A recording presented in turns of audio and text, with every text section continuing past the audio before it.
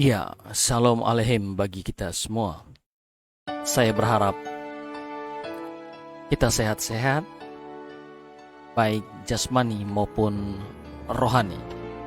Amin, saudara.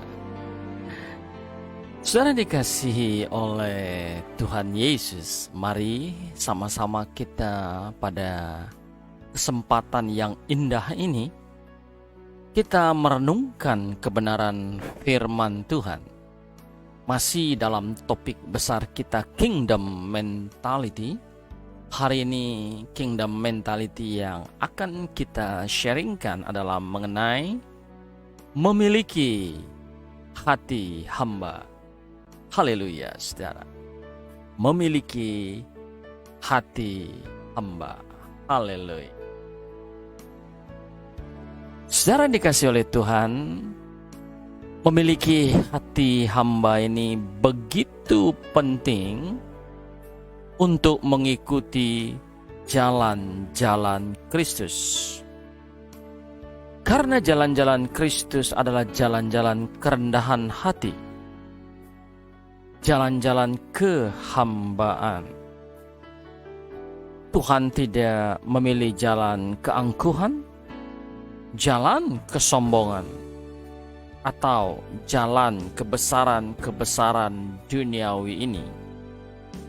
Itulah sebabnya pada saat Tuhan berinkarnasi menjadi manusia dalam pribadi Yesus Kristus, Dia datang bukan sebagai raja, Dia juga tidak datang sebagai kaisar, Dia juga tidak datang sebagai panglima perang, atau Dia juga tidak datang sebagai konglomerat yang sangat-sangat kaya. Tidak.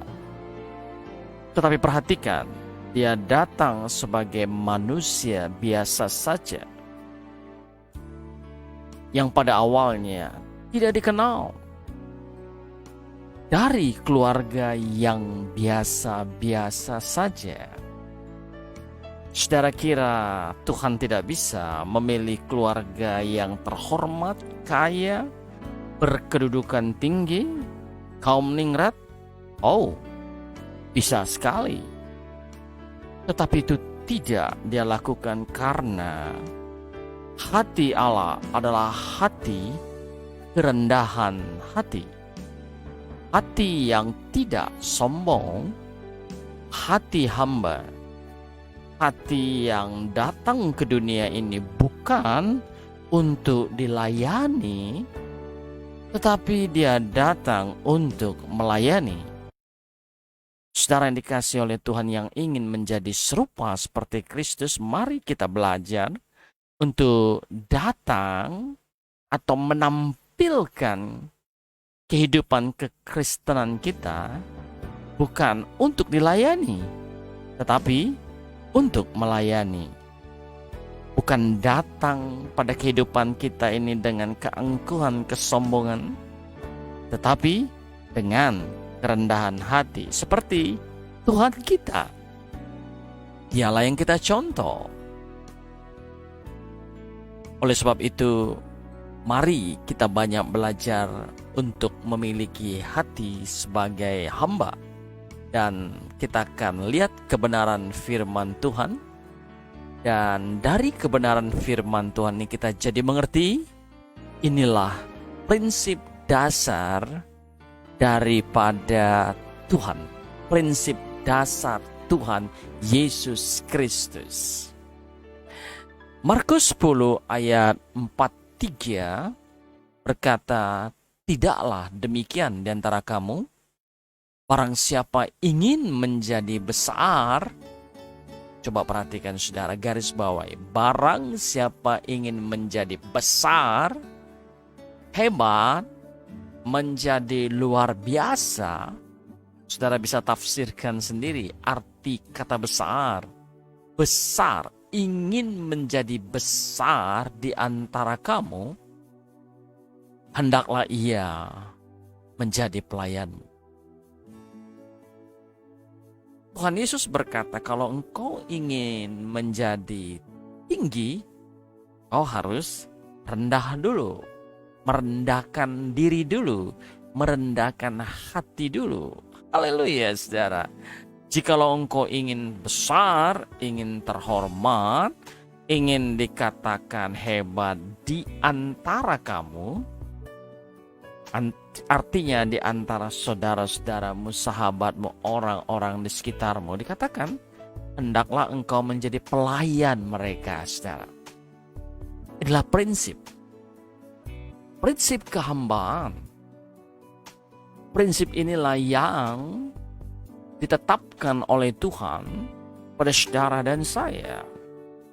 Itu sebabnya di dalam Kristus kesombongan tidak mendapatkan tempat. Keangkuhan ditolak. Itu sebabnya iblis ditolak dari kerajaan surga karena dia angkuh, sombong. Dia makhluk yang diciptakan, tetapi dia ingin menjadi pencipta seperti penciptanya. Dia ingin mensabotase. Dia ingin menggantikan Allah yang maha dahsyat itu. Ya mana bisa? Itu keangkuhan, kesombongan.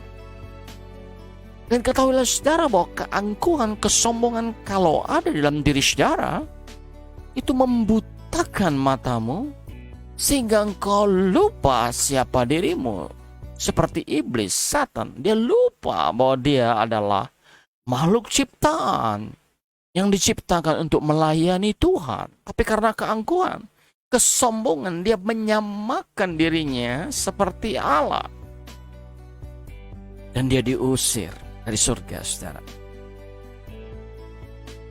Oleh sebab itu, saya mau katakan kepada saudara bahwa kesombongan dan keangkuhan tidak mendapatkan tempat di kerajaan surga.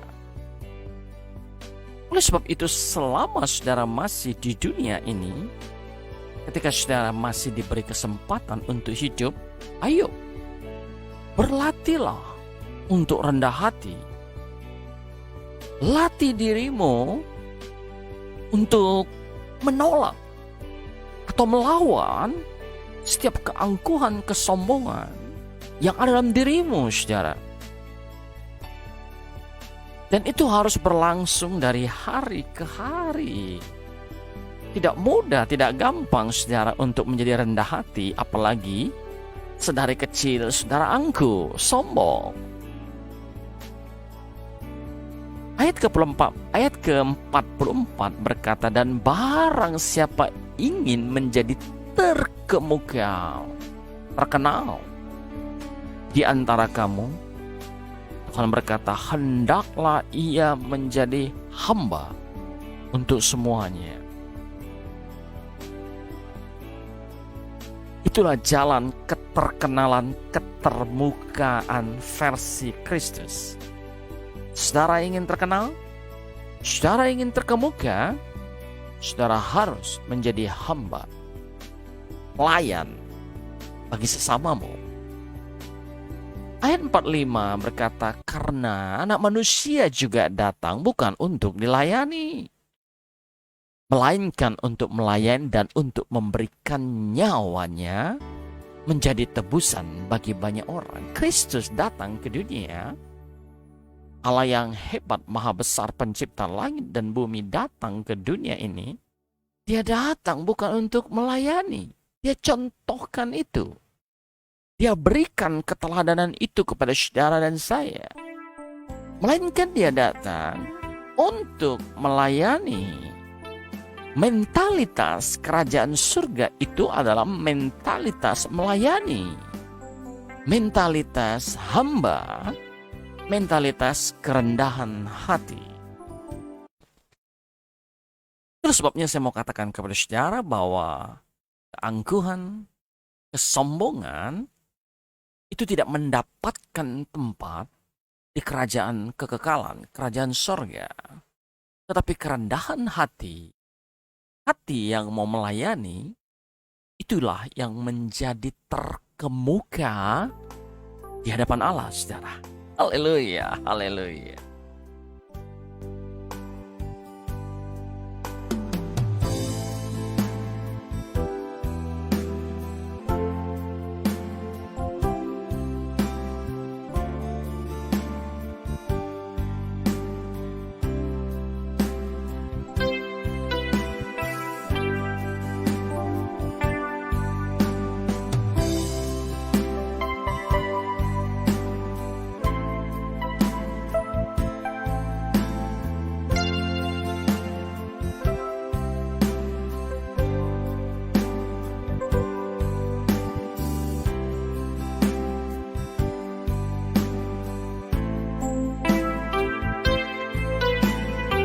Haleluya. Engkau baik Tuhan. Oh Raja di atas segala raja. Terpuji namamu. Dan terima kasih untuk keteladanan-Mu yang dahsyat, yang luar biasa. Haleluya.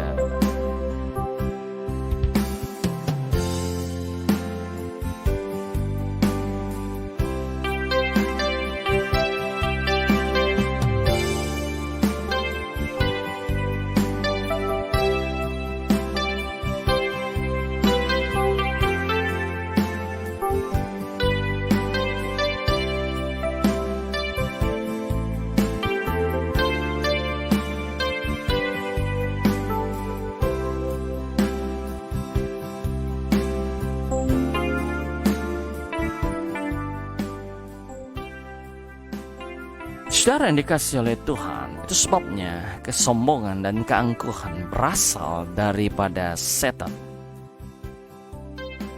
Iblislah bapa kesombongan itu. Dia sumber keangkuhan itu. Kesombongan bukan berasal dari Tuhan. Dia tidak berasal dari Allah.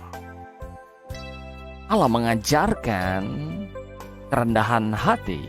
Haleluya, saudara. Mari kita belajar sedikit mengenai karakter seorang hamba. Saya mencatat 7 poin karakter seorang hamba, dan saya percaya ada banyak poin-poin yang lain. Tapi mari kita membatasi kepada 7 poin ini dulu.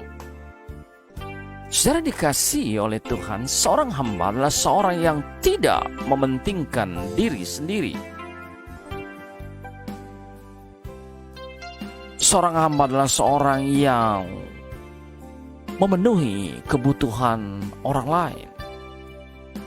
Dia berkata kepada dirinya, apa yang dapat saya lakukan untuk orang lain?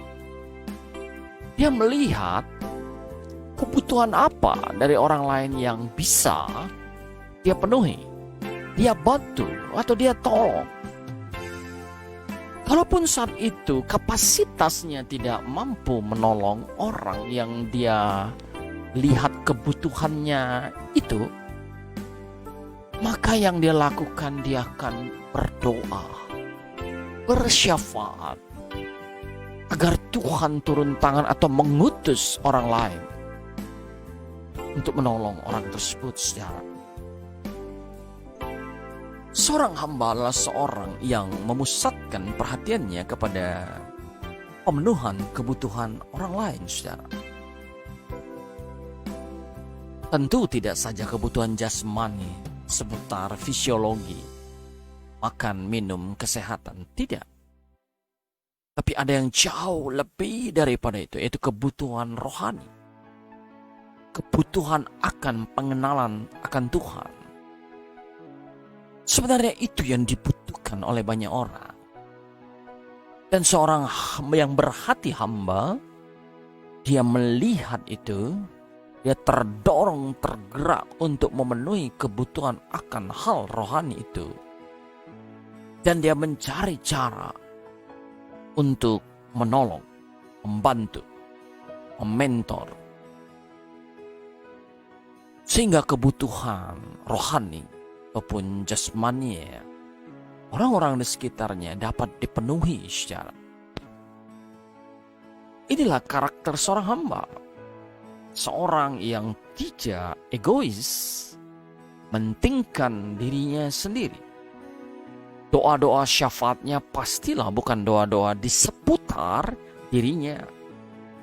Dia tidak lagi mendahulukan berdoa, berkati istriku, anakku, rumahku, usahaku, pekerjaanku, garis bawahiku. Semuanya tertuju pada diriku. Tetapi dia akan mengutamakan berdoa bagi banyak orang. Indonesia memiliki banyak kebutuhan. Mari kita berdoa untuk Indonesia dan mencari tahu apa yang bisa kita lakukan bagi bangsa kita, saudara. Yang kedua, seorang hamba adalah seorang yang tidak bebas. Artinya dia terikat pada kehendak tuannya. Cobalah lihat hamba atau jongos atau pelayan. Atau di rumah, pelayan apakah mereka bebas? Tidak. Mereka terikat atas aturan dan izin, permission dari tuannya. Kalau tuannya berkata boleh, maka mereka boleh. Tapi kalau tidak, ya menahan diri. Tuhan kita adalah Kristus, saudara. Kita terikat kepada Dia. Kita adalah warga negara kerajaan surga. Dengan demikian kita terikat pada aturan-aturan pemerintahan kerajaan surga.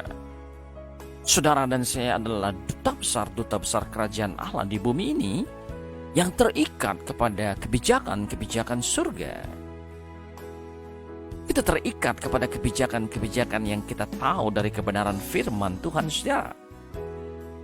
Dan yang ketiga, seorang hamba adalah seorang yang tidak menuntut. Bayangkan kalau pembantu rumah tangga selalu menuntut kepada nyonya rumahnya, dipecat. Dia dikatakan tidak kompeten. Dan dia harus keluar dari rumah tersebut. Ya, seorang hamba adalah seorang yang memiliki karakter tidak suka menuntut. Yang ada di hatinya, dia melakukan sesuai kehendak Bapaknya. Dia meredam sedalam-dalamnya kehendaknya, keinginannya, tuntutan-tuntutannya, dan hanya mau melakukan tuntutan Tuannya, yaitu Kristus, saudara. Karena saudaralah hamba Kristus. Saudara bukanlah hamba dunia ini. Dan saudara bukanlah hamba dirimu sendiri. Saudara terikat kepada Kristus. Kalau hari-hari ini saudara suka menuntut, sering menuntut, dan selalu menuntut, doa puasamu adalah doa yang menuntut. Ya, doa syafaatmu, doa yang selalu supaya kebutuhanmu penuhi. Ya, saudara bukan hamba. Tapi seorang hamba adalah seorang yang tidak suka menuntut, melainkan suka melakukan kehendak Tuannya, saudara. Poin yang keempat, seorang hamba adalah seorang yang tidak memiliki reputasi yang harus dipertahankan. Sama seperti Tuannya Yesus Kristus waktu datang ke bumi. Sedikit pun reputasi kealahannya nggak dipertahankan. Dia dihina, diejek, dipukuli, digebuk, saudara. Bahkan disalibkan dan dibunuh. Dia hamba terbesar sepanjang masa. Dialah sang hamba itu. Dia tidak memiliki atau menginginkan reputasinya harus dipertahankan, diperjuangkan. No way. Haleluya, saudara. Indah sekali kalau saudara tidak memiliki hati yang ingin mempertahankan reputasimu. Saudara menjadi merdeka, bebas. Saudara tidak akan mengalami sakit hati, kecewa. Ketiadaan reputasi bagi saudara, no problem. Karena saudara tahu reputasimu adalah di hadapan Tuhan. Reputasimu adalah kerajaan surga. Dan kalau saudara tidak mempertahankan reputasimu, tahukah saudara, Tuhan yang akan mempertahankannya. Tuhan yang akan membangun kehormatan saudara. Jikalau saudara memiliki karakter yang saudara bangun untuk serupa seperti Kristus, jangan khawatir dengan reputasi. Reputasimu akan dahsyat, cemerlang, dan indah, saudara. Dan yang kelima, seorang hamba tidak sombong. Tidak mungkin bisa menjadi hamba kalau angkuh. Mana bisa, saudara? Seorang hamba, seorang yang rendah hati. Seorang yang gak gengsian, saudara. Haleluya. Seorang yang memandang bahwa kesederhanaan itu adalah sebuah kemewahan. Poin keenam, seorang hamba adalah seorang yang melakukan lebih dari tugasnya. Dan kalau saudara berkarakter seperti poin keenam, andaikan saudara seorang profesional atau karyawan di pemerintah atau di perusahaan, pasti saudara akan menjadi seorang yang karirnya cepat. Karena saudara melakukan lebih dari tanggung jawab saudara atau yang ditugaskan kepada saudara. Saudara nggak hitung-hitungan. Itu luar biasa, saudara. Dan Tuhan mau saudaraku pun memiliki mentalitas melakukan lebih dari tugas saudara. Poin yang ketujuh adalah poin yang terakhir. Haleluya. Seorang hamba adalah seorang yang mengandalkan Tuhannya. Ya, dia mengandalkan Kristus, mengandalkan Tuhannya dalam apapun kondisi hidupnya.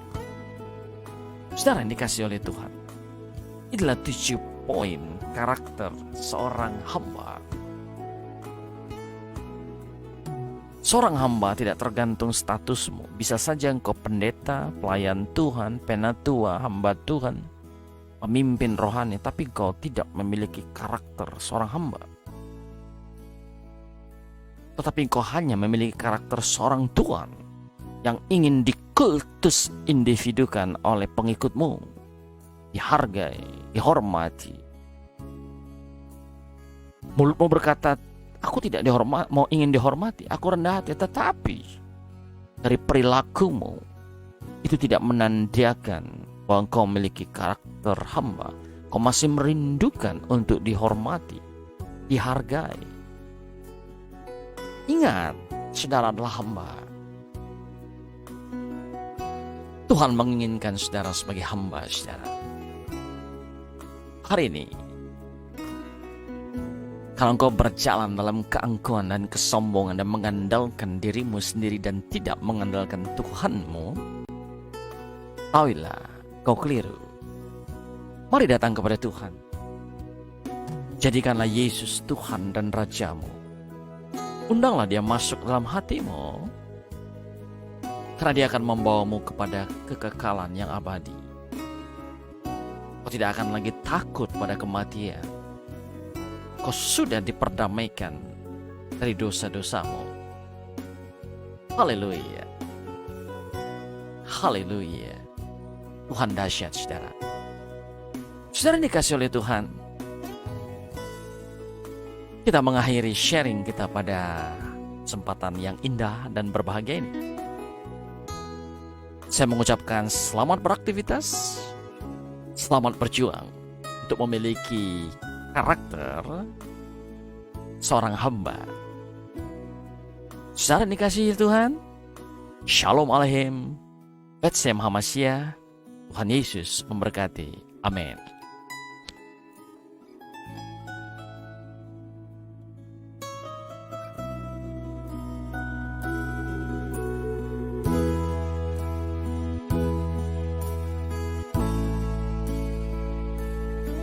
Thank you.